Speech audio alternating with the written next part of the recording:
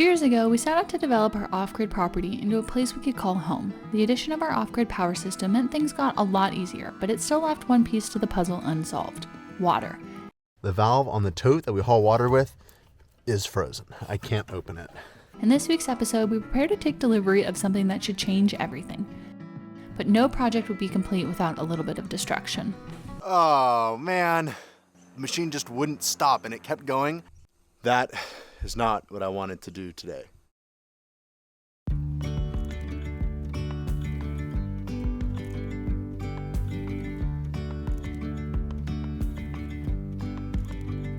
Hey, and welcome back to Ambition Strikes. Today is an exciting day for me because not only is it the first big project of the summer where we're working outside with the equipment, but it's also the day that we're getting started on answering one of your most asked questions, which is how do we get water up here?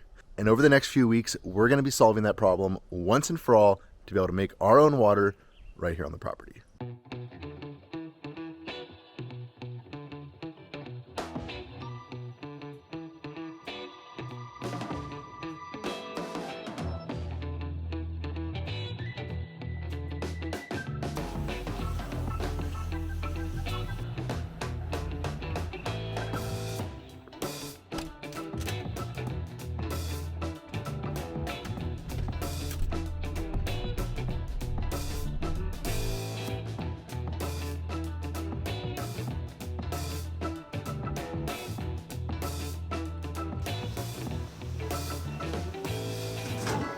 We've got about 1 week before our water generator shows up, which means it's crunch time to get things set up. We're going to be starting with installing this 1,700 gallon water cistern. This is going to act sort of as the battery. It should be about 3 months of water supply for us. The generator will constantly fill this tank up and then we'll draw from this tank into the apartment. We've gone round and around on where to put this tank where it won't be in the way for future projects, and the challenge is that we have no idea what the future projects are going to be. But I think we finally settled on putting it under the dog run. That does mean I'm going to have to dismantle the dog run, but I don't think the spot is ever going to be in the way for future stuff.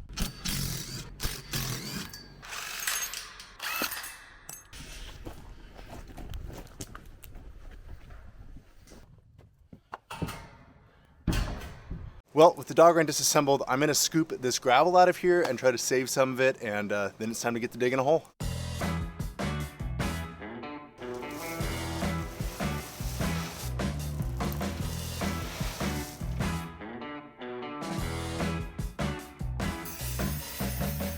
Not straight at all. Well, it fits. I think this plan's gonna work.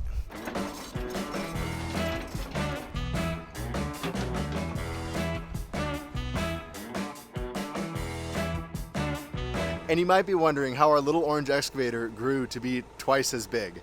Well, you'll just have to wait for next week's episode to find out more about this excavator. Did you and Oliver come out to check on me? I mean, what do you think? Is this a good spot for it? I think it's perfect.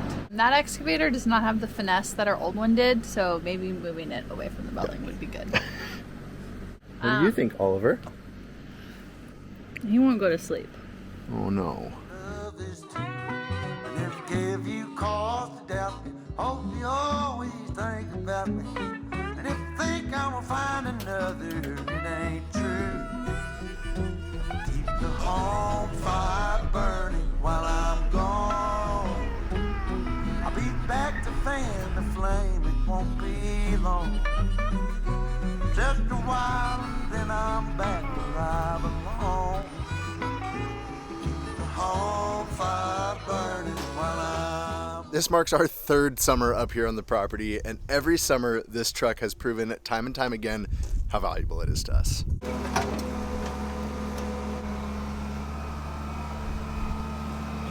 Well, that filled up a little more quickly than it did with the mini excavator.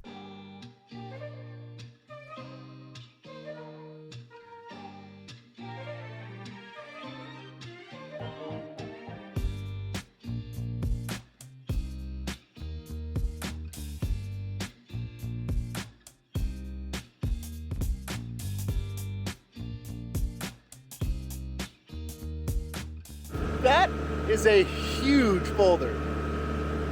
Our old excavator wouldn't even have been able to try to pick that up. And this thing just like, whoop. I'm having a lot of fun.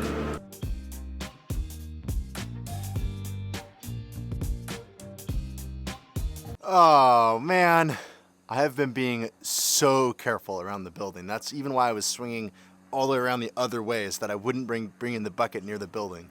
But on the way back, the machine just wouldn't stop and it kept going. Guys.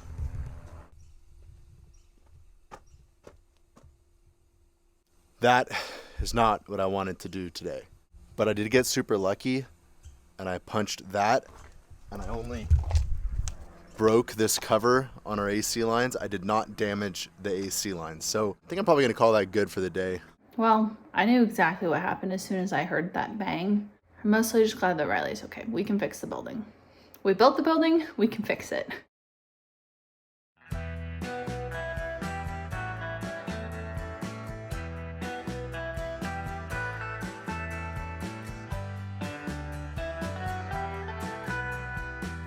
Okay, good morning everyone. After a good night's sleep from my smash the building incident, it's time to get back to work. I'm headed to town to go pick up something cool for Courtney.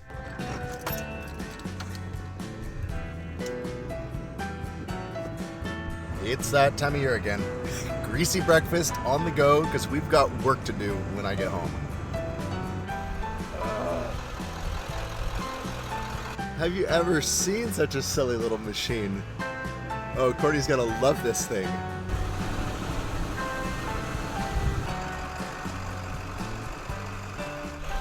That thing's cute. Is that for Oliver? That's your new toy.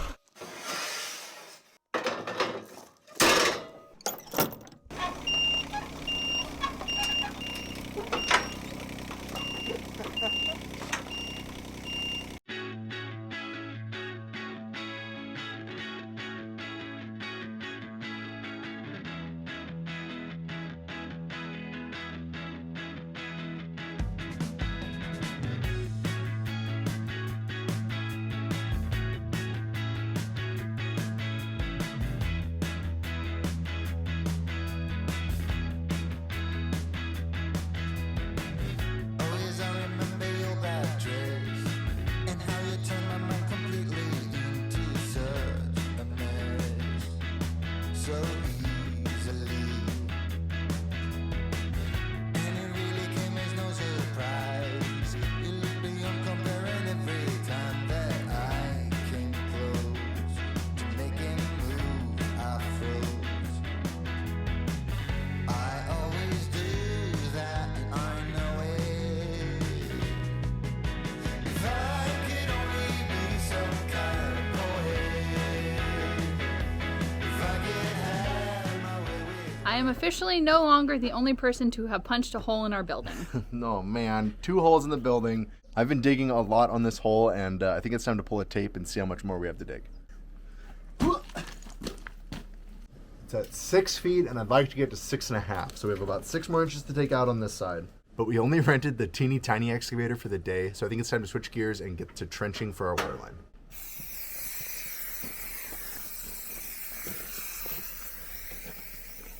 Okay. Connect the dots? Yeah, you're up. All right, well, Boone is on babysitter duty, which leaves Courtney and I free to get this trenching done. Are you sure this isn't like a kid's toy? Is this... I did get it at Toys R Us. Oh my gosh. I don't even fit.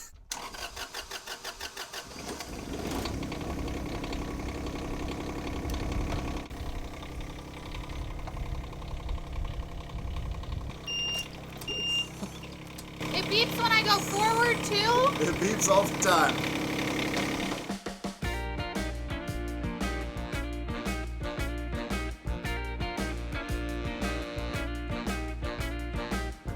Here we go. Driving my really cool machine. Here we go, full throttle. That's all the bananas.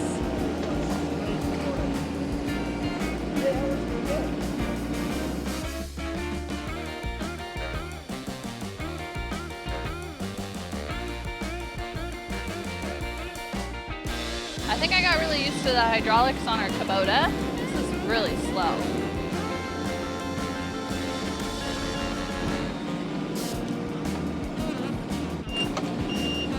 Oh, don't worry, it beeps when I'm going back too.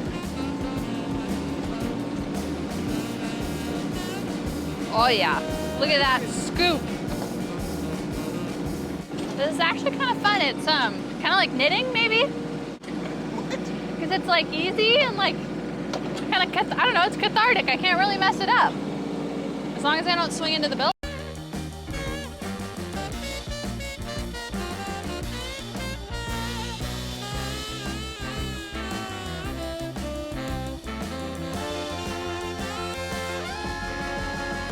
My original plan was to dig this trench with this excavator until we realized how big of a hole it makes. I'm really glad we rented the teeny tiny excavator. This is actually going pretty well. Nice!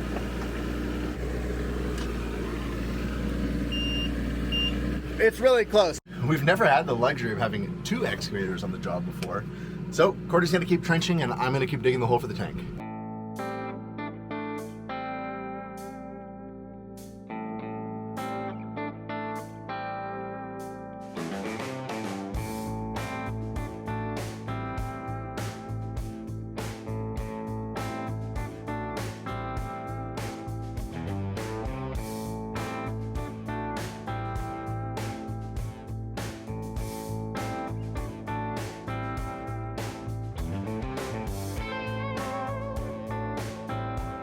So right now we have a water line that comes out of the building and goes all the way over to the solar container because last winter we stored our water in the solar container so that it wouldn't freeze. Now it's time to find that water line so that we can tee into it. So I think it's going to be like super soft. So we're looking for a soft spot and it should be right there where I marked it. Marco. The goal is to not break the water lines or dent the building.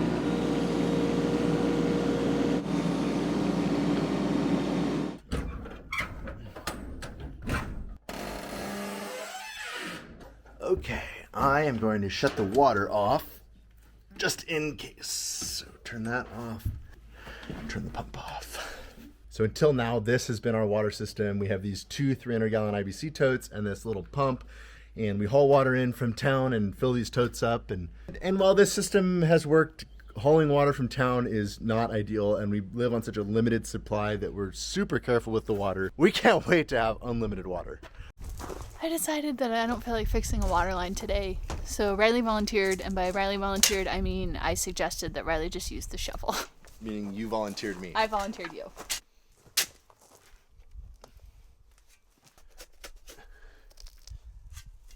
This is kind of like a treasure hunt, but there's no treasure, just water.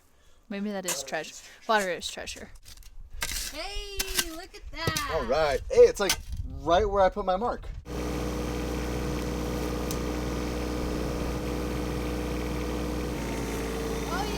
Oh, look at you. Look great.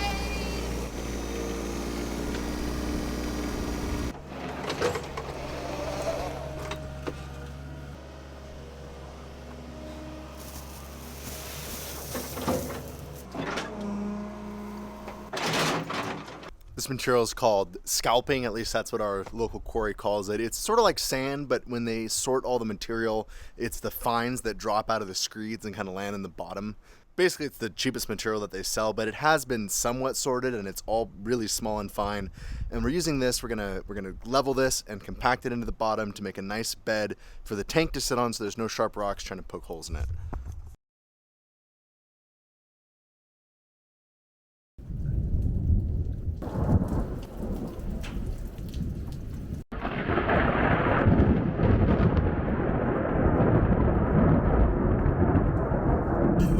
My gosh, that was insane. That was one of the biggest lightning strikes I've ever seen in my life.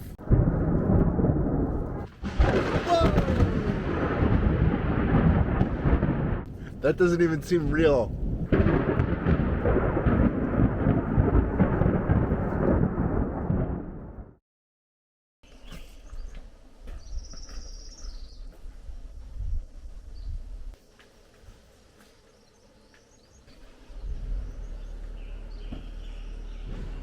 Good morning. It's a new day and I'm very excited to be getting to work today. I think we're gonna get this tank set today.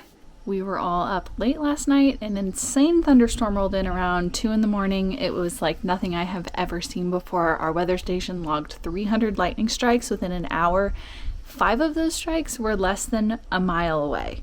It was pretty crazy. I've never experienced thunder that loud, and the lightning, I mean, like the hair on my arms stood up. It was pretty crazy. So needless to say, we didn't get a ton of sleep last night, but I'm excited to get to work today.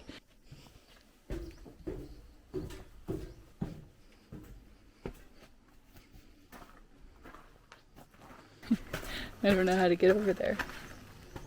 So I was able to get our trench with our water lines done, and then Riley was able to get this. Wow, it looks really good.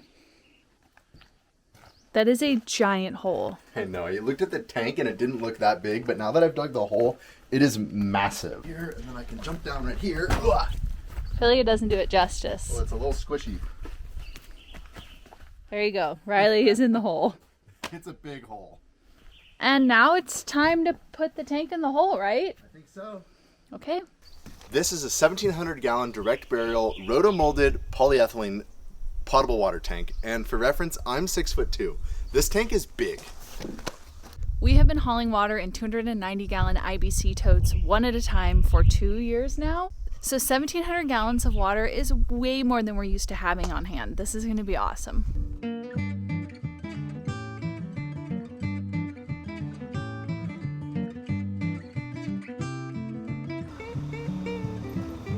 Forget the chains, we literally have the right tool for this job.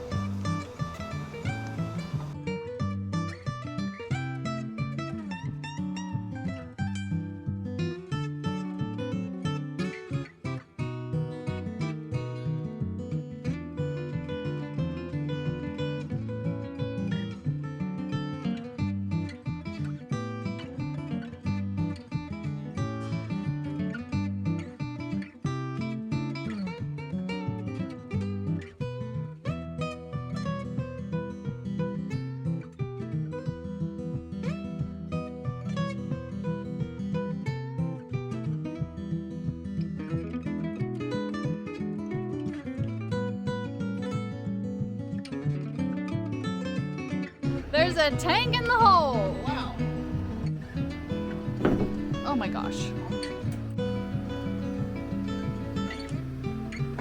She's free.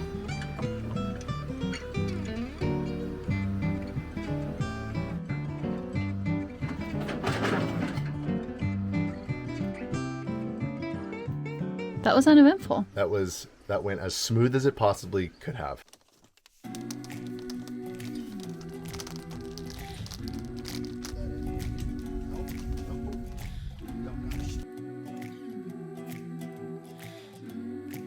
Okay, 1, 2, 3, no going back. Little by little, piece by piece, I take back what's been stolen from me. Little by little, piece by piece, until I'm complete. Now it's time for the most terrifying step, which is installing these bulkhead fittings through the tank, because that means that I have to drill a hole in this tank.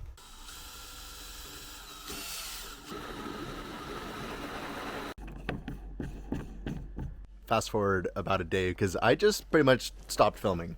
And the electrical conduit's all in, all the wiring's run, the plumbing's in. This is our old water pipe that runs all the way over to the container, and I decided to just leave it because it would make a great conduit if we ever wanted to pull more wire from here to there in the future.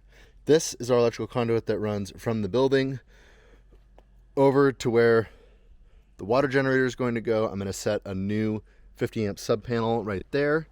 And then we have another conduit that runs from where the tsunami goes over to the cistern for the pumps, the ozone generator, and the tank level sensor.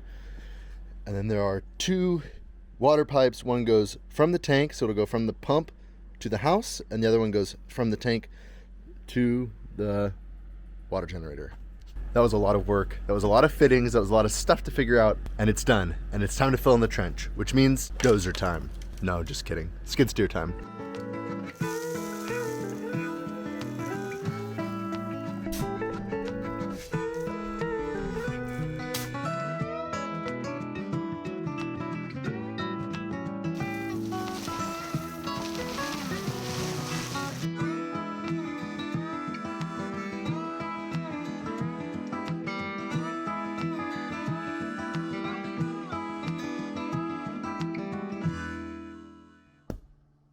It is officially crunch time. Tsunami will be here in 3 days and we've got to get all of this wrapped up. So it may look beautiful and put back together right here, but when you turn the corner, there's kind of still mass destruction. The Tsunami water generator needs a 4 foot by 4 foot concrete pad to sit on. And so that's our priority right now. We need to get that pad set and poured so it can cure. We'll worry about the rest of this mess later.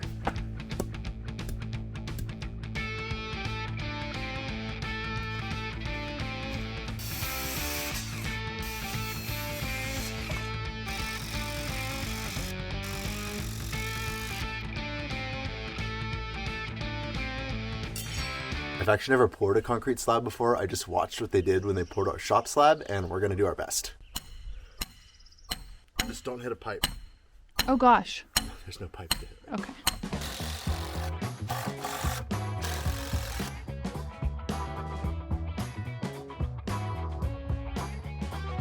Hey, are you still in the air conditioning? I think this makes you super mom.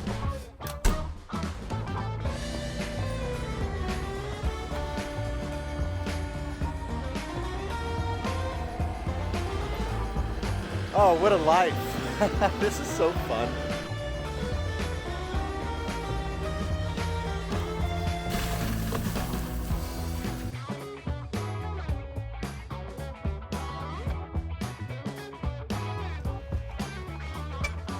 It's time to mix some concrete. It's not the most concrete we've ever mixed. No, it's not, but it is the most that we've ever tried to like do all at once. Oh, like we have to work quickly? I have no idea. I think that it just dawned on me that in 3 days we are going to have unlimited water. So I've already started dreaming of all the things I'm going to do with that unlimited water. I'm going to pressure wash all of our equipment. I'm going to do all of the laundry. Babe, we could have a lawn. That's pretty exciting. Do you remember 2 winters ago when we mixed concrete with our shower runoff water? We used to use the gray water from the camper to mix our concrete because we were so limited on water. It was pretty gross. Man, things have changed in the past 2 years.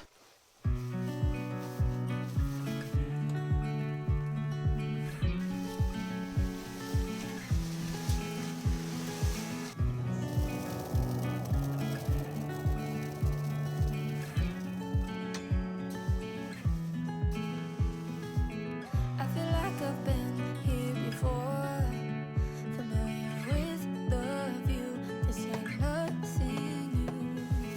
And every time that you walk through the door, I'm hit by the same old tide, blinded by the lights. And I'm going through changes, but it's easier with you. I'm going through changes, and so are you. All right, welcome back. So it's been 2 days since we poured this concrete. I'm going to pull the forms out and see how it looks.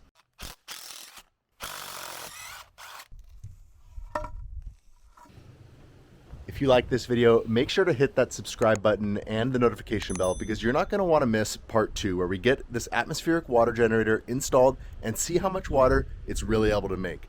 Water from thin air. Thanks for watching. We'll see you next time.